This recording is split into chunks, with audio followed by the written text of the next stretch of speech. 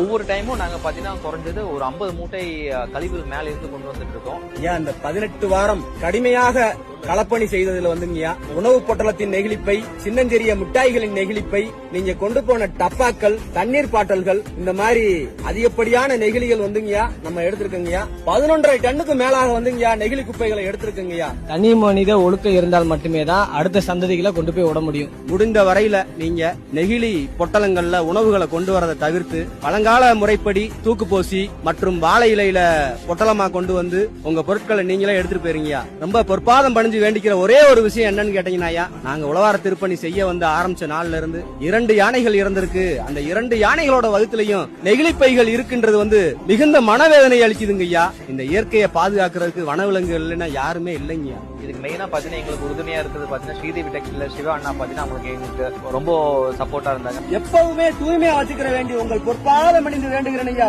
ஓம் நம சிவாய, ஓம் நம சிவாய.